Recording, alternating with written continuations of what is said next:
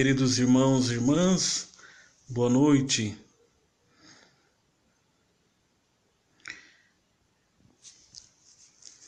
Nós vamos iniciar a nossa catequese de hoje, né?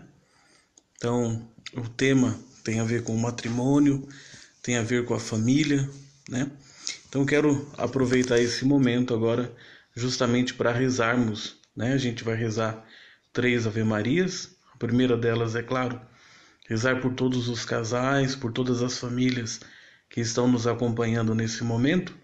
Pedir a Nossa Senhora que ajude, abençoe, proteja, que a Sagrada Família esteja sempre presente em cada uma das casas. Então, a primeira Ave Maria que nós rezamos é nessa intenção. Ave Maria, cheia de graça, o Senhor é convosco. Bendita sois vós entre as mulheres, bendito é o fruto do vosso ventre, Jesus. Santa Maria, Mãe de Deus, rogai por nós, pecadores, agora e na hora de nossa morte. Amém. Na segunda Ave Maria, vamos rezar pelas pessoas enfermas nas nossas famílias, vamos rezar também pelos idosos, pelas pessoas que cuidam, que prestam atenção, assistência aos enfermos também. Ave Maria, cheia de graça, o Senhor é convosco. Bendita sois vós entre as mulheres, bendito é o fruto do vosso ventre, Jesus. Santa Maria, Mãe de Deus, rogai por nós, pecadores, agora e na hora de nossa morte. Amém. A terceira Ave Maria, gostaria de oferecer a todos aqueles que evangelizam as famílias, né? Os nossos catequistas, o pessoal da pastoral da família, o pessoal do encontro de casais com Cristo, as equipes de Nossa Senhora, todos aqueles que trabalham, pensam, retiros, formações para as famílias. Ave Maria, cheia de graça, o Senhor é convosco. Bendita sois vós entre as mulheres, bendito é o fruto do vosso ventre, Jesus. Santa Maria, Mãe de Deus, rogai por nós, pecadores, agora e na hora de nossa morte. Amém. Nossa Senhora do Rosário, rogai por nós. Olha, um grande abraço a todo mundo que está acompanhando, tá sendo legal ver tanta gente aí, um abração para todo mundo. Rafael, adorei pelo Padre Pio da Vila Industrial, mas estou longe da santidade desse grande santo aí, da devoção da sua mãe, tá certo? Obrigadão, abração para todo mundo aí que está acompanhando. Então, assim, me apresento, né? Sou o Padre Cleiton, aqui da paróquia Nossa Senhora do Rosário, na Vila Industrial, e a gente tem feito algumas vezes essa catequese online, que é, na verdade, um momento de bate-papo, de uma partilha. E o tema hoje é justamente sobre a vivência do matrimônio, né? Eu sempre gosto de dizer assim que aquilo que eu posso partilhar um pouco do matrimônio é um pouco daquilo que eu vi no jeito do meu pai e da minha mãe, sempre se amarem, se cuidarem, um proteger, estar atento às necessidades do outro, e aquilo que a gente vai vendo em tantos casais maravilhosos que a gente vai conhecendo, e também casais que vão enfrentando dificuldades, a gente tenta ajudar. Bom, a catequese, ela se desenvolve um pouquinho a partir das perguntas, né? Então a primeira coisa que eu vou fazer vai ser justamente apresentar um pequeno roteiro do Evangelho de São Marcos, capítulo 10, quando levam para Jesus a questão sobre o divórcio, né? Então se aproximam de Jesus, perguntam para ele se é lícito, né? O homem repudiar a sua esposa, né? Para quem não sabe, né? Aqui a paróquia Nossa Senhora do Rosário, onde eu estou, tem missa todo domingo, às 7h30 da manhã, às 10 horas da manhã e depois às 19 horas. Bom, então o Evangelho, que é de Marcos 10, aí é do versículo 1 ao 16, né? Então levam para Jesus essa pergunta, se é lícito o homem repudiar a sua esposa, né? Então Jesus devolve a pergunta para eles, né? E pergunta o que Moisés mandou fazer, né? E eles respondem, não, mas Moisés mandou que desse a carta de divórcio.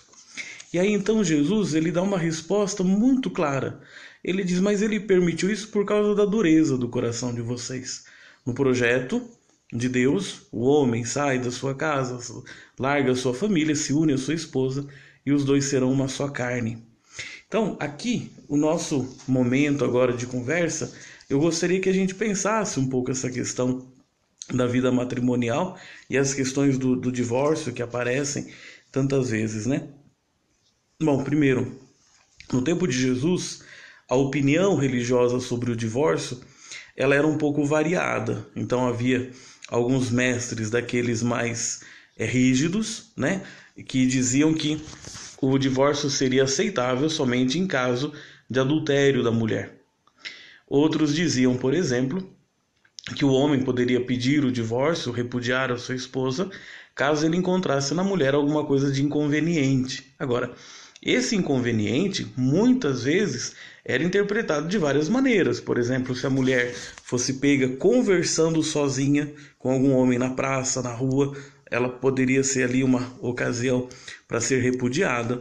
Ou se a mulher, por exemplo, ela usasse alguma roupa um pouco mais decotada, alguma coisa desse tipo, então poderia também o marido pedir o divórcio. Agora, tinha até aqueles que eram tão brandos que falavam que até se a mulher queimasse a comida, poderia ser repudiada. Então vejam que tinha várias coisas, né? E aí, por isso que Jesus responde que, na verdade, uma autorização desse tipo, um pensamento desse tipo, ele não resolve o problema, porque o problema está justamente na dureza do coração. Aqui é o ponto que eu acho que, assim, se a gente puder incentivar os casais a rezarem, a dialogarem, a conversarem, sempre vão ver que às vezes o casal está em crise justamente por um processo de endurecimento do coração, porque às vezes vão acumulando angústias, chateações, né? Eu lembro que a hora que vocês quiserem podem mandar perguntas no comentário e a gente vai tentando, às vezes não é nem pergunta, às vezes é a opinião de vocês também, e a gente vai comentando, né? Há um tempo desse, alguém me dizia assim, nossa, eu estava discutindo com meu esposo e de repente eu resolvi falar para ele tudo o que eu pensava, né? Mas veja, resolveu falar tudo o que pensava quando? Quando já estava irritada, quando já estava cansado um pouco das coisas, né? Eu acho que a primeira preocupação que um casal deve ter é justamente essa, assim, de terem paciência, de conversar, de saber colocar as coisas no momento certo, né? Às vezes vai acumulando, guardando, achando que o outro está entendendo, que o outro está vendo, e às vezes não está, não é tão óbvio assim, né? Então eu acho que essa coisa, quando Jesus fala da dureza do coração, é uma coisa que os casais devem ficar bastante atentos, né? Em todas as formas de relacionamento, a gente vai acumulando certas frustrações no dia a dia. Isso em tudo. Basta a gente ter uma situação de amizade, de diálogo, que você, tanto de um lado como do outro, sempre tem expectativas. Você sempre espera alguma coisa da pessoa.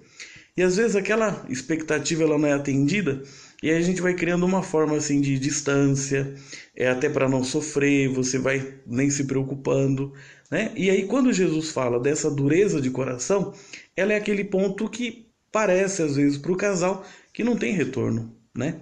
Agora, os sentimentos, eles são construídos. Então você pode pegar um caminho de construir bem as coisas, mas pode pegar também um caminho de se atrapalhar. Eu sempre gosto de dizer assim, né? Até o crime é organizado. Por que a gente não organiza também o diálogo na família? Por que a gente não organiza o tempo da gente? Por que a gente não organiza a nossa espiritualidade? E às vezes o casal, num primeiro momento, quando tudo está indo muito bem, está indo bem, mas está desorganizado. Não tem tempo para dialogar, não organiza o diálogo, a correção entre eles, né? E aí as coisas vão acontecendo na hora do quê? Na hora da raiva, na hora que já perdeu a paciência, na hora que acumulou muita ofensa, muita mágoa, né? Se a gente olhasse, por exemplo, a missa, ela tem uma estrutura que ajudaria bastante o casal a pensar o seu relacionamento. Pensa bem, ó. A gente chega na igreja, se reúne para rezar, e a primeira coisa que a gente faz iniciando a missa é justamente pedir perdão. Então assim, você está ali de boa vontade, você foi ali para rezar, mas o que significa o ato penitencial no começo da missa? Nós somos falhos. Se a gente não se abrir à ação de Deus, a gente vai se perdendo. Pensa, por exemplo, se o casal, uma vez por semana, sei lá, encontrasse um momento de dialogar, né? E assim, pedir perdão, né? Não aquela forma assim sentimental de você ficar desesperado, não. É entender, olha, a gente tem um projeto, a gente tem um rumo na vida e em um momento ou outro, por pensamento, às vezes por atitude, às vezes por omissão, por palavra, a gente saiu fora disso daí. Então, esse pedido de perdão recíproco, ele é importante para a vida do casal. Veja, a gente se reúne na igreja para rezar, tá ali desejoso de apresentar a Deus as nossas orações, o nosso louvor, mas a igreja diz, antes disso, faça o reconhecimento de que sem Deus você não vai ser melhor, de que sem Deus você não vai conseguir vencer, né? Então, imagina o casal, toda semana, por exemplo, ter um momento de pedir perdão. E o pedido de perdão não é uma humilhação, é justamente reconhecer que sem o outro, sem o seu perdão, a gente fica bloqueado naquele erro, a gente permanece naquela situação que estava. Eu acho que esse é o primeiro passo, né? Depois, como eu dizia, a gente está comparando um pouco a estrutura da missa e talvez alguns elementos do diálogo na vida do casal. Depois do ato penitencial, o hino de louvor.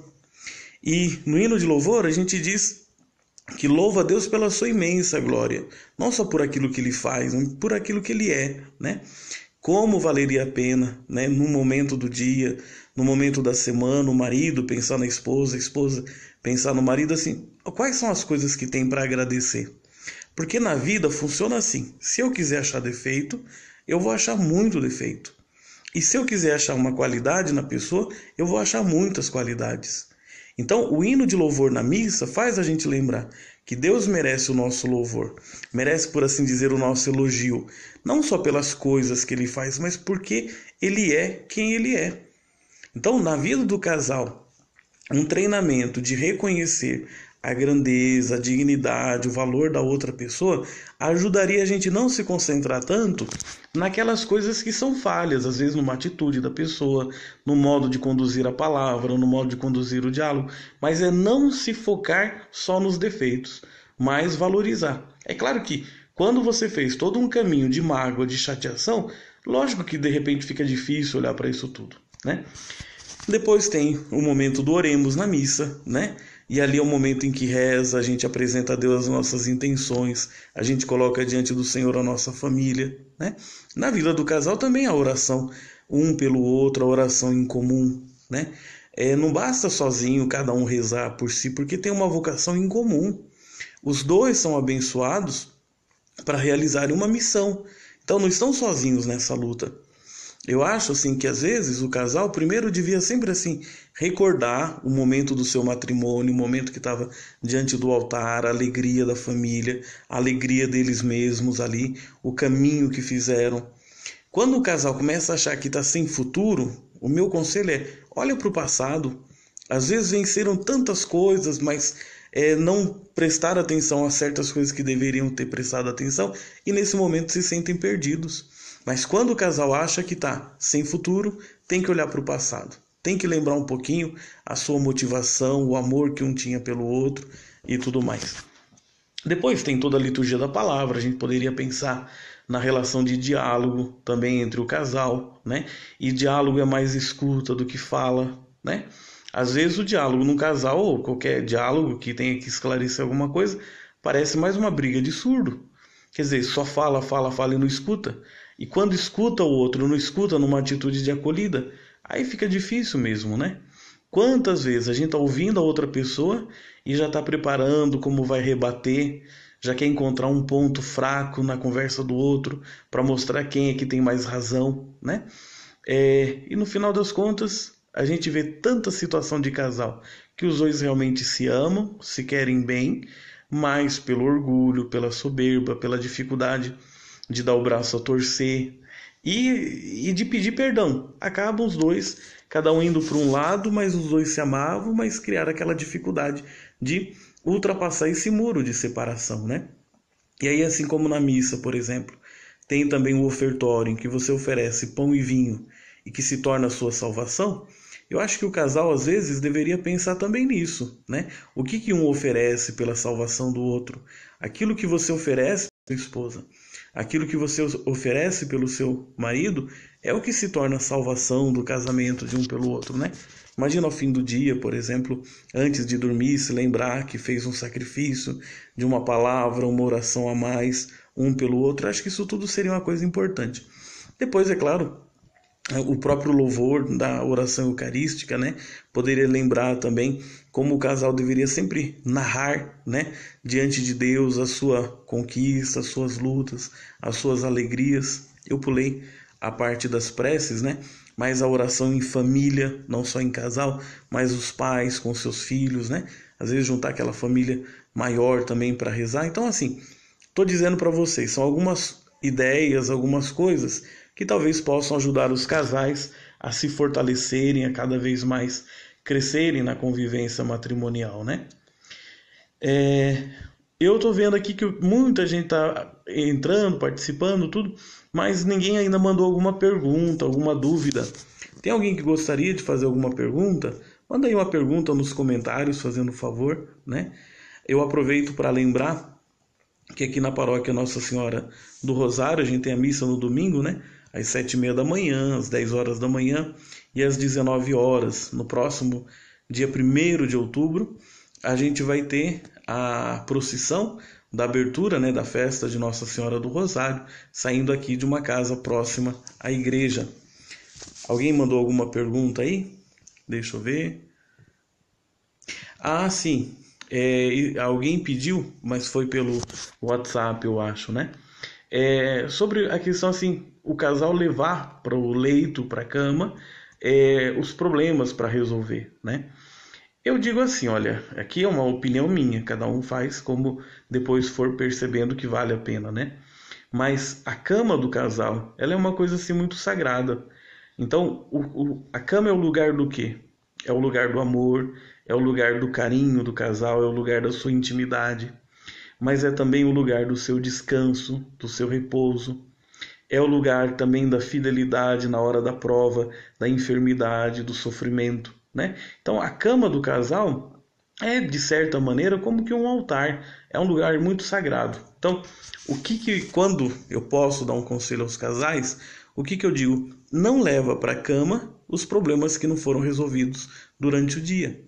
Porque aquele momento que deveria ser de intimidade, de convivência ou de descanso, não pode se tornar um momento de tortura, né? Pensa bem, a mulher que aproveita a hora que o marido deita na cama para reclamar das coisas, para falar até certos assuntos mais pesados. Às vezes não deveria, ou o marido, por exemplo, na hora que a esposa deita, aproveita para reclamar do serviço, disso e daquilo. Tomar um cuidado, porque às vezes a gente acha que está desabafando com uma pessoa, mas por ser um momento inoportuno, acaba sendo também um momento inconveniente, que aquilo que era para acontecer, que seria a intimidade do casal, o seu descanso, mas também a sua presença ali, se torna uma tortura, né? Aproveitam a hora que estão deitados para reclamar, um da mãe do outro, outro do cunhado, e assim vai, né? Então são situações difíceis mesmo, né? O que eu sinto... tem aqui uma pergunta. Olha, aí é que tá, né? Eu agradeço por essa pergunta. A pergunta é assim, padre, o casal de namorados que tem relação, sendo fiel, pode receber a hóstia? Então, a igreja entende assim que a relação conjugal, ela é de uma dignidade tal que não é só uma questão da intenção dos dois. Ninguém está discutindo aqui se aquele casal de namorados que tem relação sexual e os dois se amam e os dois estão se preparando para casar, isso tudo, se eles se amam ou não, não é essa coisa. A questão é, a relação conjugal, ela significa um ato de entrega. Então, olha, para a igreja, a relação conjugal, então para falar nas palavras claras, né, a relação sexual, ela é de uma altíssima dignidade, porque ela manifesta a própria comunicação, a própria doação de amor de um pelo outro. Então, quando um casal, por exemplo, faz valer a relação fora do matrimônio, que é justamente aquele momento em que diante de Deus, diante de uma comunidade, você se compromete a se doar por inteiro, é como se você falsificasse a linguagem. Ou quando tem, mesmo dentro do casamento, a relação conjugal, mas usando de recursos para que se evite os filhos, como às vezes é a expressão que se usa, como é que se interpreta, né? É um ato de doação que está acontecendo de uma maneira mentirosa. Então aqui a questão não é se os dois são fiéis, não é se os dois se amam ou não, mas se aquela relação que acontece, ela acontece no ambiente adequado. Porque, por exemplo, tudo bem, vamos imaginar no olhar prático da coisa. Os dois se amam, se gostam, agora não é momento de casar porque não tem condições, vão ter relação. Vamos imaginar assim, né? Tá, e se vem um filho? Como é que é isso? Ah, não, mas a gente ama, a gente vai cuidar, a gente quer que seja assim e tudo. Tá, mas e o direito dessa criança de ter o seu momento preparado, ter a sua família preparada? Ela já vai chegar numa situação que às vezes é um pouco inadequada, né?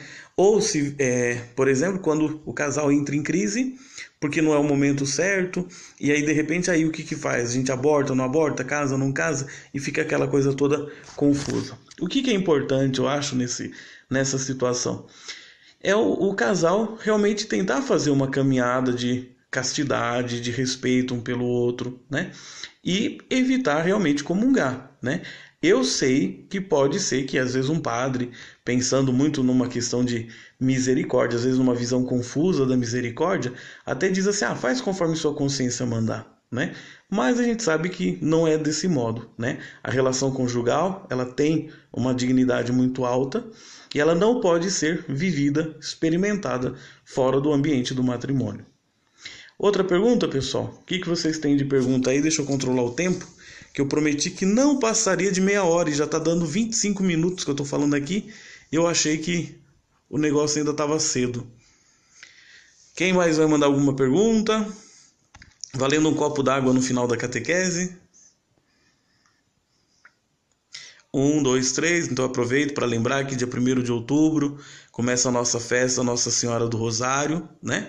Vai do dia 1º de outubro até o dia 16 de outubro, né? Então, aqueles que puderem vir participar, a gente vai ter quermesse nos 2 outros finais de semana, né? Então, primeiro, então é do 8, 9, 10, depois 16, 15 e 14. Eu acho que é isso daí. Isso, o Rafael acho que vai fazer uma pergunta. Não é que pergunta de vocês, né? Às vezes pergunta que o pessoal às vezes não tá com coragem de fazer pergunta. Podem se colocar no nome dos outros e fazer, né? Ah, sim, hoje é dia do Padre Pio, isso mesmo. Sua mãe tinha me dito que era amanhã e eu me confundi completamente. E eu vi postagens que tinha do Padre Pio e depois eu falei, ué, que dia que é do Padre Pio? Porque na liturgia das horas ainda não tem a inserção dele, né? Porque é um santo um pouco mais recente, né? Bom, pessoal, não tem pergunta, ninguém quer fazer pergunta. Espero que a catequese tenha ajudado, colaborado um pouco, né? Vão dando sugestões. Rafael, entra no acordo aí, fazendo um favor, porque eu tô confuso também. Ai, ai. Isso, é 23, não é? Então. Parabéns, Rafael. 5 minutos da catequese dedicados à sua confusão com a data do dia de São Pio. De Pietrelcina. Ai, ai. Bom, meu agradecimento a todos. Deus abençoe. Então, aqui na paróquia Nossa Senhora do Rosário, a gente tem missa no domingo, às 7h30 da manhã, às 10 e às 19 horas. Apareçam aqui. Deus abençoe. Obrigado por essa companhia nesse momento. Fiquem com Deus. Forte abraço. Tchau, tchau.